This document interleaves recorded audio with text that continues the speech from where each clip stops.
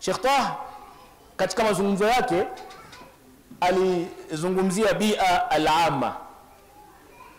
Biatul amma malezi, katika malezi pale kazungumzia biatul amma kwa maana ya mazingira kwa ujumla.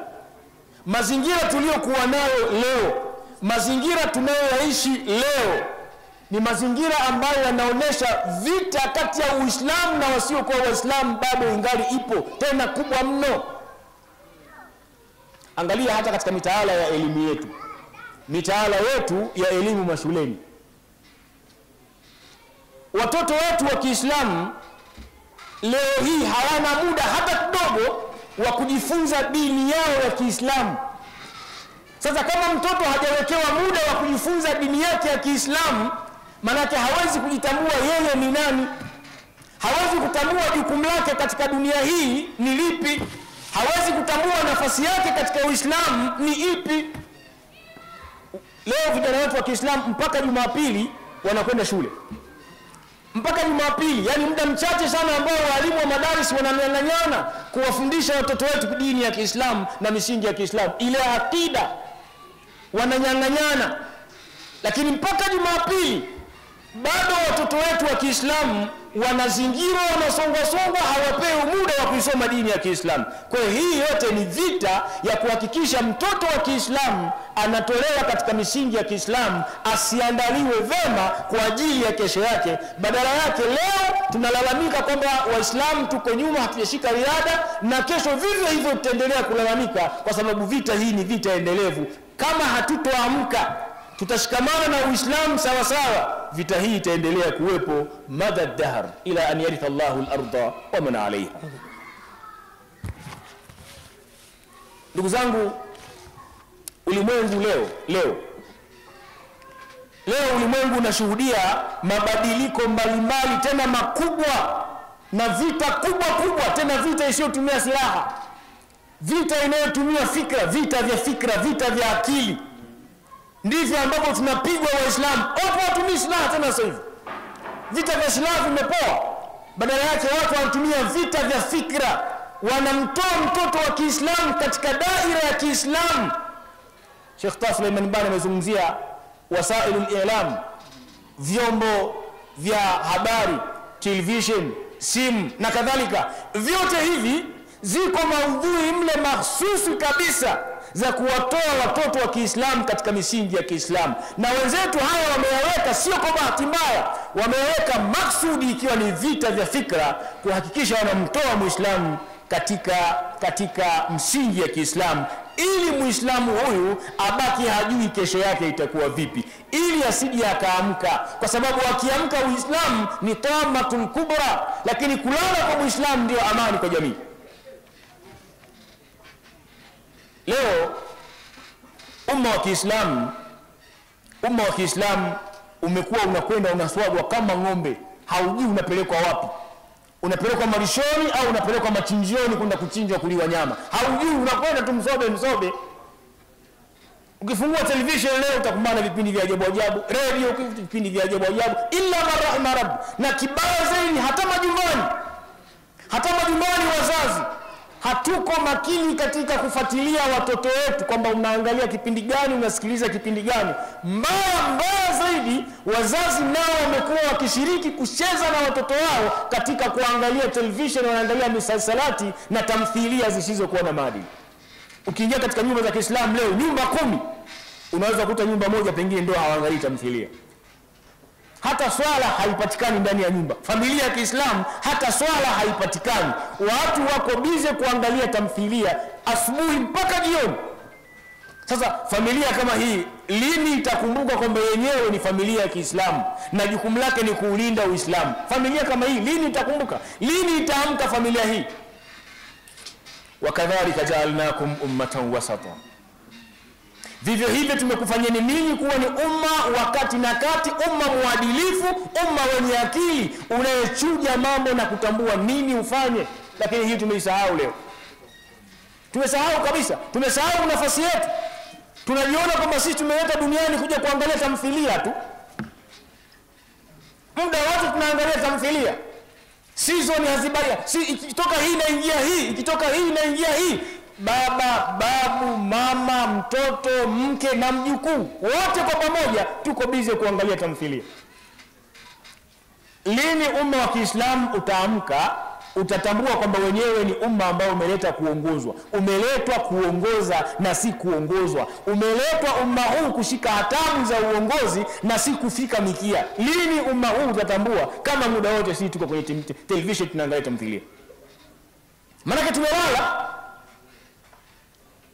Ili tushike hatamu za uongozi lazima tuamke, tutambue thamani yetu. Elimu ya dini ya Kiislamu ipewe nafasi kama nilivyosema pale. Sababu itakayotufanya tushike hatamu za uongozi, turudi katika majidi yetu na izza yetu irudi, tuwe kama walivyokuwa wenzetu, ni atamassuku bil islamil haqiqi, kushikamana na Uislamu uliokuwa sahihi. Faqim wajhaka lid-dini hanifa fitratallahi allati fatara an-nasa 'alayha, elekeza uso wako hapo katika dini tukufu. Huo ndio mfumo na ndio utaratibu ambao Allah amemuumba mwanadamu na kumweka katika utaratibu huo. Wewe hukuumbwa kwa ajili ya dunia, umeumbwa kwa ajili ya akhera. Hapa umetulizwa tu kidogo. Tena Allah akasema wamal hayatu dunya illa mata'ul ghurur, ni starehe fupi sana zenye kupumbaza za uongo hivi. Sasa zisikudanganya hizi zikakutoa katika malengo. Waislamu tunapaswa kurudisha heshima yetu, tunapaswa kurudisha majidi yetu kama ambavyo ilikuwa huko nyuma. Na ili turudishe majidi yetu na heshima yetu, basi lazima tuandae watu, lazima tutengeneze watu. Vipi tutatengeneza watu? Kupitia madaris, kupitia tarbia. Majumbani mwetu tuhakikishe kwamba tunalea kama Mtume amefundisha na Allah ameagiza, lakini madaris zipewe nafasi yake. Tuhakikishe watoto wetu tunawapeleka madrasa kwa mashehe, tukakabidhi watoto wetu kwa walimu ili walimu wawalee watoto wao. Lakini wazazi wasimame katika nafasi yao kama wazazi. Lazima ipatikane ile al-muthallathatu ta'limiyya, muthallathatu ta'limi lazima ipatikane katika jamii. Ili tuweze kulea vijana wetu lazima ipatikane muthallathatu ta'limi, muthallathu ta'lim, triangle, upande wa baba au mzazi, mwanafunzi na mwalimu. Hapa lazima pawe na mawasiliano ya moja kwa moja. Sheikh Taha Suleiman Bane alitusomea shairi moja, asema kaifa mata yatimul bunyan, vipi jengo litakuja kutimia, likamilike jengo katika kujengwa kwake, wakati wewe unajenga halafu mwingine huko anabomoa? Mata yatimu, haiwezi kutimia. Lakini kama kuna muthallathu ta'lim, baba au mzazi, mwalimu na mwanafunzi, wote kwa pamoja mkiwa na lengo moja, maana yake mtafika lengo, mtatengeneza vijana, mtatengeneza watu ambao watakuwa wanajitambua. Wakijitambua watu hao watafahamu malengo yao, wakifahamu malengo yao watatambua namna sahihi ya kuweza kutimiza malengo yao na kutetea Uislamu. Uislamu utarudi katika majidi yake kama ambavyo ulikuwa katika kuruni sabika. Kinyume na hivyo hatuwezi kufika. Faliyakun kullu mu'minin ala thughrin min thughuri al-islam, kila muislamu anapaswa kusimama katika pembe miongoni mwa pembe za Kiislamu, kwamba huu ndio Uislamu. Muislamu asimame pale, mwingine asimame pale, mwingine asimame pale, mwingine asimame pale, lengo kuhakikisha tunaulinda Uislamu, tuulinda Uislamu na kutetea Uislamu. Tuandae vijana wetu ili waweze kuja kutengeneza jamii bora ya Kiislamu, na tufahamu kwamba inna Allah la yudhi'u amala amilin minkum. Vile ambavyo unafanya wewe, usione kwamba mimi bwana sina mtoto, au hata nikifanya nani ataneemeka. Fanya ili Allah subhanahu wa ta'ala aweze kukulipa. Wakati unafanya utambue kwamba Allah subhanahu wa ta'ala atakulipa. Na nusura, ndugu zangu, haiji isipokuwa kwa yule ambaye anastahili kupata nusura. Haiji nusura isipokuwa kwa yule ambaye amechukua sababu za nusura. Kwa hiyo kama hatutokuwa tumesimama imara tukautetea Uislamu, tukawaandaa vijana na kuwafahamisha kwamba wao ni kina nani, wanatakiwa kufanya nini katika dunia hii, tukalala usingizi, tukawabize kuangalia tamthilia, tutabaki tukilalamika kila siku, sisi tuko nyuma, sisi tuko nyuma, sisi tunaonewa, sisi tunaonewa, kwa sababu hatujachukua sababu za kufanikiwa, hatujachukua sababu za kuamka.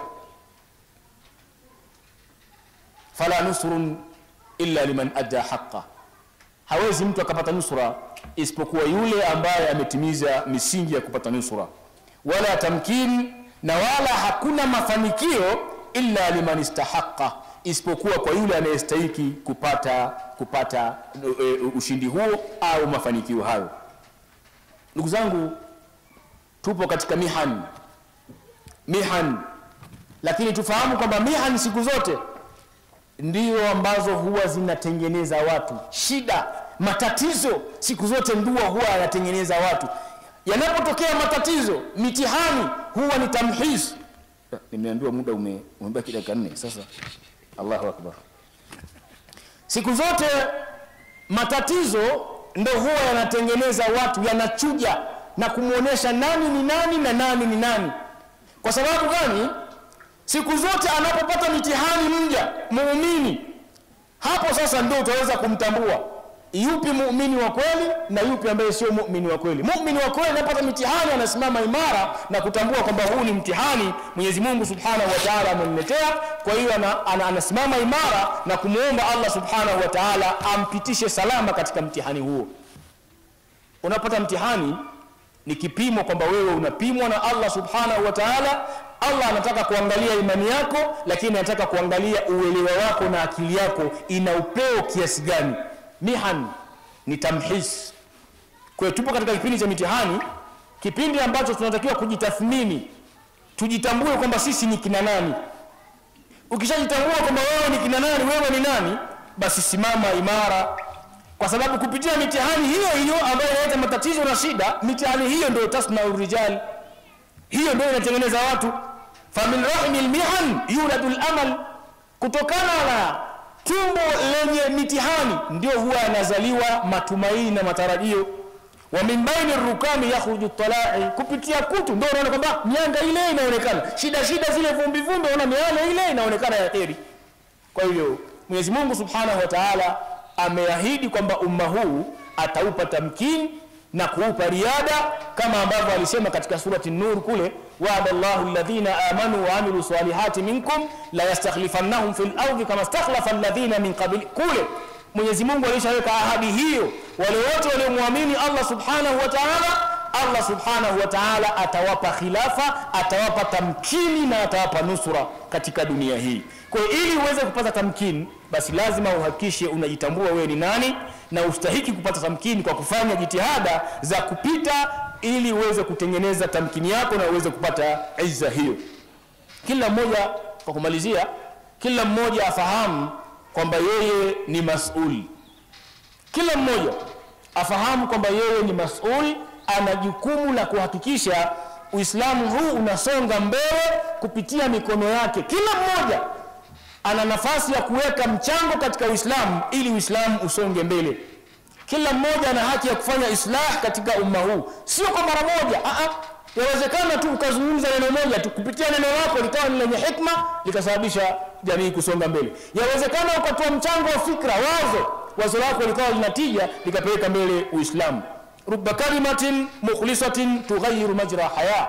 Yawezekana neno lako moja tu la ikhlas, lenye fikra iliyonyooka, likabadilisha mwelekeo na umma ukaenda katika misingi ambayo iko sawa sawa. Ndugu zangu, tulee watoto wetu katika kuipenda dini yao, watambue kwamba wao ni watoto wa Kiislamu, wao ni watoto ambao wanatakiwa kubeba Uislamu na kuulinda Uislamu, na wao watambue kwamba wana jukumu la kurudisha izza ya Uislamu, lakini pia wao watoto wanaoona hata fahari kujinasibisha na Uislamu. Kwa sababu leo tumefika pahala mtoto wa Kiislamu hajui yeye ni nani, halafu pia hawezi hata kujinasibisha na dini, kwamba hivi wewe Muislamu kweli? Hatambui kama wewe ni Muislamu au sio Muislamu. Muislamu au mtoto wa Kiislamu hata kutia udhu hajui. Hata nguzo za Uislamu zile 5 Muislamu hazijui. Sikwambii mtoto, hata mzee, mtu